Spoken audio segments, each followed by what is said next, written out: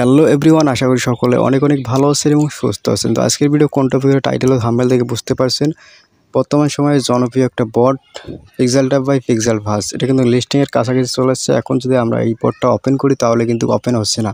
এটা কি আসলে কি আমাদের সাথে কি স্ক্যাম করলো নাকি অন্য কিছু? তো এখান থেকে দেখতে পাচ্ছেন, এখান থেকে আমি বটটা ওপেন করে নিলাম। ওপেন করার পর দেখতে পাচ্ছি এখানে ইরর চলে আসছে এবং কিছু লেখা রয়েছে, this XML file does not appear. মানে এটা কি হয়তো আমাদের সাথে এটা স্ক্যাম করতেও পারে, আবার এখানে টেকনিক্যাল সমস্যার কারণে এটা আসতে পারে। তো কয়েকদিন আগে কিন্তু এরকম সমস্যা অ্যাভেলেবেল হয়েছিল, আবার ঠিক হয়ে গেছে কয়েক ঘন্টা পর। তো এটা নিয়ে কেউ চিন্তা করবেন না। তো এখন আমরা এখান থেকে ব্যাক করব, ব্যাক করে আসলে দেখব তাদের অফিসিয়াল যে টেলিগ্রাম চ্যানেল আছে সেখানে কোনো কিছু লিখছে কিনা বা আপডেট কোনো কিছু আসছে কিনা।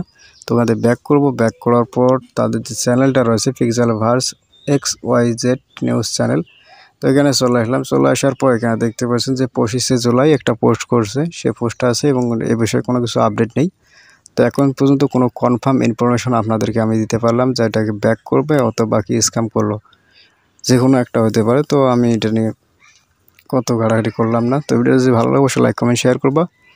এখান থেকে ব্যাক করে দেখতে পাচ্ছেন আমার এটা মিজানুর টেক ভিডি চ্যানেল, সবাই এই চ্যানেলটা জয়েন করবে এবং এখানে নিত্য নতুন মাইনিং প্রজেক্টের আপডেট দিয়ে থাকি। তো ভিডিওটা ভালো লাগলে অবশ্যই লাইক কমেন্ট শেয়ার করবা, চ্যানেল নতুন হলে চ্যানেলটা সাবস্ক্রাইব করবা।